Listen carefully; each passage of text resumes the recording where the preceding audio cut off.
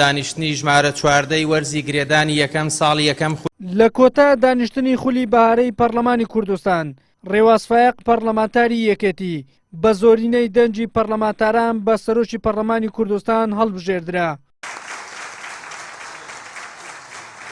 دوای کردنەوەی دەرگای خۆپاڵاوتن هەریەکە لە ڕێوازفایق لە فراکسیۆنی یەکێتی و شادی نەوزاد لە فراکسیۆنی نەوەی نوێ خۆیان بۆ ئەو پۆستە کاندید کرد.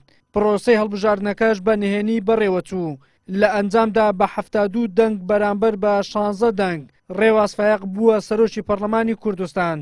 لەگەڵ هاوکارانم لە دەستەی سەرۆکایەتی پەرلەمان هەموو هەوڵ و توانایەکمان ئەخەینەگەڕ بۆ ئەوەی فاکتەری بەهێزکردنی پێکەوە ژیان و گیانی پێکەوە کارکردن بین بۆ تێپەڕاندنی دۆخی قەیرانە سیاسی و دارایی و ئابوووریەکانی کە لە چەند ساڵی ڕابردووە باڵی بەسەر هەرێم و پەیوەندیەکانی نێوان هێزە سیاسیەکان و فراکسیۆنەکانە کێشا بوو. ڕێکەوتنی لایەنە سیاسیەکان و پێکێنانی کابینەی نوێ حکوومەتی هەرێم و کاراکردنەوەی دامەزراوەی سەرۆکایەتی هەرێم هەنگاوی گرنگن بەرەو دەستپێکردنی قۆناغێکی نوێی پێکەوە کارکردنی فراکسیۆن و لایەنە سیاسیەکان لە پێناو چارەسەرکردنی کێشە و قەیرانەکان و جێبەجێکردنی داخوازیەکانی خەڵکی کوردستان. وەک سەرۆکایەتی پەرلەمان هەوڵەدەین نوێنەری هەموو خەڵکی کوردستان بین، چەتری کۆکردنەوەی سەرجەم فراکسیۆنەکان و ڕەنگە جیاوازەکانی پەرلەمانە بین.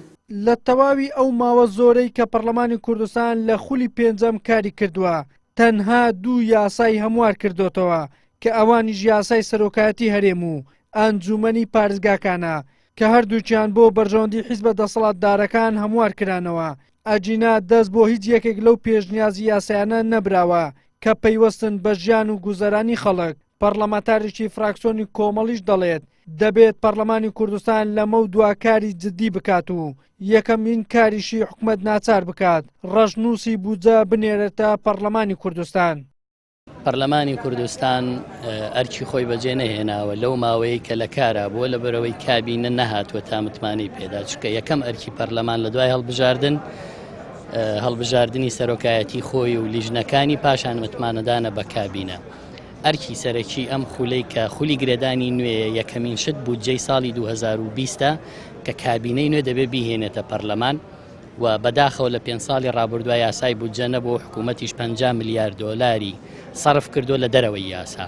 دەبێت ئەم کابینەیە وانەکە و ئێمە لە لیژنەی داراییش وەک پەرلەمانتاران لە فراکسیۆنی کۆمەڵ جەخت لەواکەینەوە دەبێت یەکەمین کاری ئەم کابینەیە هێنانی بودجەی ساڵی 2020 بێت و شەفافیت بێت لە نەوت چکە لەمڕۆوە ئەم کابینەیە دەبێت پێمان بڵێ سەرڕای ئەوەی وەزیری سامانە سروشتیەکان نییە نەوت چەنە فرۆشرێ داهاتەکەی چی لێ وەک ڕابردووە و درێژکراوەی ڕابردووە یاخۆت شتێکی نوێمە چاودێری ئەوە ناکەین. ئەوە ڕاستە خولی پێشوو دەبوو ئەو بڕیاری ڕۆژی جینۆسایدی کوردانی ئێزیدی دەربکرایە بەڵام زۆرۆفی سیاسی نەیەش ئێستش کە بەرەو 3 دەڕۆین پەرلەمانی کوردستان ئەو ڕۆژە دەکا بە ڕۆژی جینۆسایدی ئێزیدیان ئێمە لەگەڵین و پشگیریشمان کردووە و دەنگیشمان پێدا.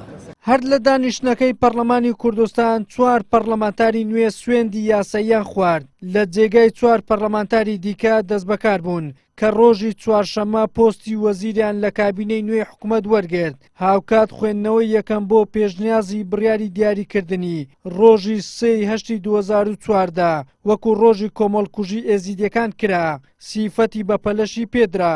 فراکسیۆنی کۆمەڵی ئیسلامیش پشتگیری لە پێشنیازە بڕیارەکە دەکات و پێشی وایە زۆر درەنگ کەوتووە دەبووە زووتر ئەو بڕیارە دەرچووبایە. وەلی سەلیم کەناڵی ئاسمانی پێم هەولێر.